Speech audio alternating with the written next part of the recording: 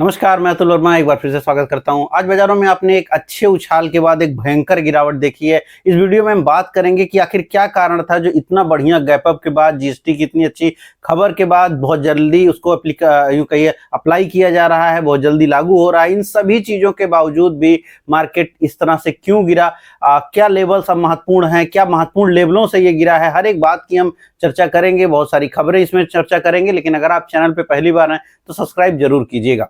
अगर हम लोग निफ्टी की बात करें यानी मार्केट की बात करें तो मार्केट आज ठीक ठाक सा उछाल लेकर के करीब 150 पौने 200 पॉइंट तक उछाल लेकर के ऊपर जरूर यूं कहिए कि खुला, और साथ में उसको थोड़ा सा पहले 5 मिनट में आपने थोड़ा सा उछाल भी देखा डिफरेंट जगहों पर। लेकिन अगर आप ऊपर से गिरावट का आलम देखें तो वो बहुत ज्यादा है। आज के मार्केट को अगर आप क्लोजिंग बेसिस पर देख रहे हैं उसकी कोई कीमत नहीं है। आज के मार्केट को आपको टॉप से नीचे आने की कहानी के रूप में समझना चाहिए। अब अगर कल की बात याद करिए, कल के वीडियो में मैंने बताया था चूंकि कल बहुत अच्छी कैंडल क्रिएट हुई थी, पॉजिटिव साइड पे थी, तो एक गैप अप का चांस था। वो गैप अप हुआ, शुरुआत का वो गैप अप मिला। अगर आप बीटीएसटी ट्रेडर हैं तो आपके पास काफी आराम से मौके थे 10 से 15 मिनट में जिसमें आप प्रॉफिट बुक कर सकते हैं। यहां पर यह भी याद रखिए कि कल 24,800 के आसपास जब बाजार उसके ऊपर जाएगी तो फिर मार्केट के लिए जो नया लेवल होगा, जो यूं कहिए जो रेजिस्टेंस का लेवल होगा, वो 25,000 का होगा। ये भी बात मैंने बहुत बार आपको स्पष्ट रूप से समझाई है। आज का जो निफ्टी का हाई लगा वो 24,980 का है। 24,980 यानी जैसे ही मार्केट चूंकि गैप अप पे ही खुली और 24,700 के ऊपर ट्रेड हुई, 750 के ऊपर, 800 के ऊपर, चूंकि वो उसके उन सभी लेवलों के ऊपर चल रही थी और इवन 800 के ऊपर ट्रेड करके खुली ही थी। वहां से चूंकि ओपन प्राइस जो है हमारा वो तकरीबन जो है वही हो गया, तो ऑलरेडी ऊपर था, वहां पर हाई बनाया और उसके बाद चूंकि जगह नहीं थी और ऊपर जाने की तो 25,000 के आसपास से मार्केट गिरना शुरू हुई। तो जो रेजिस्टेंस पॉइंट था 25,000 का वो काम करके दिखाया है। अगर आप लेवल से याद कर रहे हैं, लगातार मैं आपको बताता रहता हूं, तो 25,000 के लेवल से मार्केट ने सडन फॉल दिखाया है। ये फॉल अगर आप अलग अलग इंडेक्स में जाके देखिए, जिस तरह से निफ्टी की बात करिए तो 24,980 से गिर करके हम बंद हुए हैं 24,708 पर। मतलब ये 708 के मतलब 700 के आसपास बंद हुए हैं। मोटा मोटी करीब आप कितना पॉइंट गिर गए, करीब आप 300 पॉइंट गिर गए। अगर मिड कैप में ये बात की जाए, चूंकि मिड कैप का जो फॉल है वो 1000 पॉइंट का है। मिड कैप में सबसे बड़ी गिरावट हुई है, मिड कैप में। स्मॉल कैप में बहुत बड़ी गिरावट हुई है। बैंक निफ्टी थोड़ा कम अपेक्षाकृत कंपैरिजन अगर आप करें तो उसमें बैंक निफ्टी थोड़ा सा कम गिरा तो सब है लेकिन वो कम गिरा है। अगर आप मिड कैप को देखिए तो मिड कैप का जो हाई है वो करीब बना है आपका 58,000 यानी 57,970 पे हाई है, और जो क्लोज आई है वो 56,900 के आसपास आ रही है। तो मतलब काफी बड़ी गिरावट, 1000 पॉइंट की गिरावट। स्मॉल कैप में भी परसेंटेज टर्म में काफी बड़ी गिरावट हुई है। हर एक जगह पे जो टॉप है वहां से बड़ी गिरावट हुई है। ब्रॉडर मार्केट में एक बड़ी गिरावट है। इंडेक्स लेवल पे अगर आप बात करिए तो कोई भी इंडेक्स आपका ग्रीन में बंद हो पाने में सफल नहीं हुआ सिवाय निफ्टी के। निफ्टी ग्रीन में क्लोज हुआ है, लेकिन बाकी सारे इंडिसेज चाहे next 50, mid cap 100, 200, mid cap, small cap 500, 100, मतलब जितने भी हैं वो सब आपके रेड में क्लोज हुए हैं। बैंक निफ्टी मेन इंडेक्स में बैंक निफ्टी ग्रीन में बंद हुआ है, फाइनेंशियल सर्विसेज भी ग्रीन में बंद हुआ है, लेकिन वो मेजर इंडेक्स, लेकिन जो थीमेटिक इंडेक्स हैं वहां पर सारा मार्केट मंदी में बंद हुआ है। इसका मतलब ये हुआ कि जो बड़ा मूवमेंट हमने आज लेना था वो हम ले करके पूरा का पूरा सरेंडर कर दिए। अब इसका कारण क्या है, इसके कारण को समझना जरूरी है। कारण ये है कि ऐसा नहीं है कि मार्केट को जीएसटी की खबर नहीं पता थी, बाजार को जीएसटी की खबर पता थी कि जीएसटी कटेगा, जीएसटी कटा। लगभग हमने वही लेवल आज दोबारा से टच किए जो कि हमने 16 अगस्त को टच किए थे, क्योंकि 15 अगस्त के बाद जब बाजार खुली थी, 16-17 जो भी डेट एग्जैक्ट, तो उस डेट को मतलब जो मंडे था उस डेट को मार्केट ने जो हाई लगाया था तकरीबन उस हाई के आसपास हम आज भी गए हैं। अब आज गिरने का मेन कारण क्या है, अगर आपको याद हो उस जो 15 अगस्त का शाम का जो मेरा वीडियो था उसमें मैंने बहुत डिटेल आपके सामने बताया था कि जो जीएसटी के कट होंगे उसके नाते मार्केट के ऊपर कितना इंपैक्ट आ सकता है। उसमें मैंने एक नंबर रखा था कि उस समय की जो रिसर्च रिपोर्ट्स कह रही थी कि चूंकि जीएसटी में स्लैब हटाने की बात थी और वहां पे तकरीबन 2 लाख करोड़ का नंबर सामने आया था कि 2 लाख करोड़ तक का जो है सरकार को टैक्स का लॉस होगा, यानी कि जनता को टैक्स का फायदा होगा। सीधी सी बात है, अगर सरकार को 2 लाख करोड़ का लॉस होता है तो जनता को उतने का फायदा होगा, क्योंकि उतना जो है जीएसटी कम हो जाएगा। उसके नाते जो मार्केट होगी उसमें उतना ज़्यादा आम इकोनॉमी में उतनी ज़्यादा डिमांड क्रिएट होगी, क्योंकि कंपनियां जीएसटी को अपने पास नहीं रख सकती हैं। नियमों के तहत कोई भी कंपनी जीएसटी को कस्टमर को पास करना जरूरी है, लेकिन ऐसा एक्चुअली होता नहीं है। लेकिन अब जब ये नंबर फाइनल हो गया कि कितना किस पर क्या क्या जीएसटी कट हो गया, तो जो अब नंबर समझ में आ रहा है, जो रिसर्च रिपोर्ट्स कह रही हैं, गवर्नमेंट के डॉक्यूमेंट्स भी कह रहे हैं, वो ये कह रहे हैं कि तकरीबन 48,000 करोड़ से लेकर के 60,000 करोड़ से ज्यादा का ये कट नहीं है। चूंकि मार्केट उम्मीद ये पाल के बैठा था कि मार्केट को एक करीब करीब 2 लाख करोड़ का जो है कट मिल रहा है, यानी 2 लाख करोड़ की डिमांड मार्केट में क्रिएट होगी आने वाले वक्त में, जिससे कंपनियों की जो है प्रॉफिटेबिलिटी सुधरेगी। चूंकि डिमांड आएगी तो वो सेल्स ज्यादा कर पाएंगे। लेकिन अब जब ये नंबर 48,000 से लेके 60,000 के बीच में रेंज में कर रहा है, तो जो पहले का एक्सपेक्टेड नंबर था और आज का जो एग्जैक्ट नंबर आपको मिल रहा है उसमें बहुत ज्यादा डिफरेंस है, इसलिए मार्केट थोड़ा निराश हुआ है। तो जो सुबह आपने गैप अप देखा वो सब कुछ ठीक है, शॉर्ट कवर हुआ, गैप अप हो गया, लेकिन अल्टीमेटली पहले ही पॉइंट से बाजारों में सेलिंग स्टार्ट हुई। जो ओपन है वही आपका हाई है निफ्टी के केस में भी और बहुत सारे इंडस्ट्रीज के केस में, और वहां से फिर आपने एक फर्दर लगातार फॉल देखा। तो मार्केट न सिर्फ इसको लेकर थोड़ा निराश हुआ, दूसरा मार्केट को ये खबर पता थी और जितनी उम्मीद थी उतनी बड़ी कट आपको नहीं मिली है मार्केट सेंटीमेंट के ऊपर, क्योंकि जब आप कहाँ 2 लाख करोड़ आप सोच के बैठे थे, कहाँ आपको 60,000 करोड़ के आसपास का ही मिला है कट, ये ओवरऑल जो जीएसटी का है। तो ये एक मेन कारण था कि जो मार्केट है, ब्रॉडर मार्केट है, वहां पर आज एक बड़ी मुनाफा वसूली हुई। लोगों ने माल बेचा, जिन्होंने भी जीएसटी को लेकर के बाइंग करी थी उन्होंने सेल किया।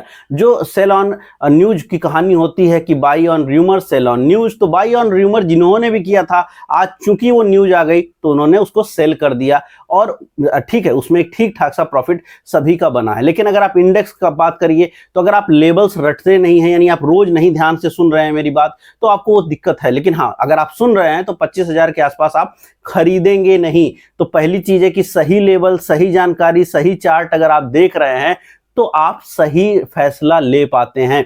जाहिर सी बात है, आप वो फैसला लीजिए जो चार्ट कह रहा है। आज का चार्ट 25,000 के आसपास बोल रहा है कि आप वहां से गिरना शुरू कर रहे हैं, और दिन भर आप धीरे धीरे करके गिरते चले गए। दिन के दौरान कहीं भी आप शॉर्ट करें, किसी भी स्टॉक को शॉर्ट करें या निफ्टी को करें, उसमें पैसा बना है। लेकिन अगर आपने चार्ट की नहीं सुनी, अपने हार्ट की सुनी है, अब मन की सुन रहे हैं, दिल की सुन रहे हैं कि नहीं बाजार अब भाग जाएगी, और वो नहीं हुआ है, फाइनली मार्केट वापस से बैक टू पवेलियन। 2-3 बातें मैं रिपीटेटिवली बहुत बार कह रहा हूं कि ऑप्शन सेलर का मार्केट है। यहां पर अभी लंबा साइडवेज मार्केट रह सकता है। मार्केट साइडवेज होने के बावजूद भी काफी चॉपी रह सकता है। आज वही हुआ, मार्केट इतना ऊपर खुला, पूरा चॉप किया, यानी पूरा नीचे आ गया। नीचे आएगा फिर एकाएक ऊपर चला जाता है, 400 के आसपास गया, 300 के आसपास गया अभी 5 दिन पहले, और वहां से वापस से 25,000 गया। तो 700 पॉइंट का मार्केट ने मूव दिखा दिया पिछले 3-4 दिनों के अंदर। तो मुद्दा यह है, मार्केट बहुत वोलाटाइल है, लेकिन मार्केट कहीं नहीं जा रहा है। तो वोलाटिलिटी यूं इस डायरेक्शन में हो रही है, ना कि मार्केट धीरे धीरे करके आगे की तरफ बढ़ रहा हो, ऐसा नहीं हो रहा है। चौपी है मार्केट, एक ही जगह पे खड़ा होकर के आगे पीछे काम कर रहा है, बट टेक्निकली अगर आप उसको एवरेज पे जाकर देख रहे हैं तो वो कहीं नहीं जा रहा है। अगर आप पिछले जनवरी से लेके अभी तक का एवरेज वैल्यू निकाली जाए मार्केट की इंडेक्स लेवल पे, निफ्टी की बात करिए तो मोटा मोटी 24,600 का नंबर आ रहा है। मार्केट उसी के इर्द गिर्द में घूम रहा है, 24,600 के ही आसपास जो है आप घूमते नजर आ रहे हैं। तो मीन वैल्यू के आसपास घूम रहे हैं, और ये सबसे बड़ा कारण होता है जब नॉन डायरेक्शनल इंस्टीट्यूट्स हावी हों बाजारों में, तो आपको यही देखने को मिलेगा। एफआईआई डीआई के कैश नंबर से कुछ नहीं होगा। यहां पर मुद्दा यह है कि किस तरह की फ्यूचर पोजीशंस बन रही हैं, ऑप्शन सेलिंग की क्या पोजीशंस बन रही हैं, और उनके हिसाब से ही मार्केट का बिहेवियर आपको रहेगा। और ये बात आपको अपने जहन में डालनी पड़ेगी कि चार्ट को आपको फॉलो करना पड़ेगा, लेवल्स को आपको फॉलो करना पड़ेगा, आप तभी ज्यादा बाजार में सही होंगे। यहां पर बहुत लोगों को लगता है कि हर बार चार्ट, हर बार चीजें, हर बार कोई भी चीज नहीं करेगी, लेकिन अगर आप 10 में से 8 बार भी सही हो रहे हैं तो आप बाजार में पैसा बनाएंगे, सही डायरेक्शन लेंगे। आज अगर किसी भी व्यक्ति ने पहले 1 घंटे के लो का वेट किया, उसको ब्रेक किया, मंदी करा, उसने पैसा कमाया है। किसी ने भी अगर 25,000 के आसपास के लेवल का ध्यान रखा है कि रेजिस्टेंस है, तो नहीं बाई किया है तो बचा है, ऊपर सेल किया है तो फायदा बना है। लेकिन अगर किसी ने इसका अपोजिट किया है तो उसने नुकसान किया है, क्योंकि मार्केट ऊपर खुल करके नीचे गई है, बहुत सारे लोग उस समय बाई करने लगते हैं और वो जो है गलती हुई है, जिनसे भी उनको नुकसान भी होगा। तो अल्टीमेटली ये चीज है। प्लस मार्केट इस टाइम ऑप्शन बायर का नहीं है, फ्यूचर बायर का भी नहीं है, मार्केट ऑप्शन सेलर का है। मैं रोज एक बार आपको याद दिलाता हूं, इस मार्केट में फ्यूचर आप लेंगे, नहीं निकल पाएंगे टाइम से तो भी आपका लॉस हो जाएगा। कॉल पुट खरीदने पर तो आपका लॉस होना ही है, क्योंकि आप मार्केट के उस सडन स्पाइक में अगर आप निकल पाए या सडन फॉल में आप निकल पाए तो ठीक है, अदरवाइज आप लॉस कर देंगे। बट ऑप्शन सेलर यहाँ पे लगातार पैसे बना पा रहा है। तो सही स्ट्रेटजी, सही समय, सही चार्ट, सही डेटा, सही इंटरप्रिटेशन के साथ सही खबरों को जोड़ करके अगर आप चलेंगे तो बाजार आपका पैसा बना के देगा। अगर आप इनमें से किसी भी एक चीज को नहीं करेंगे तो 93% लोग के श्रेणी में आप बने रहेंगे जो कि लॉस करते रहते हैं।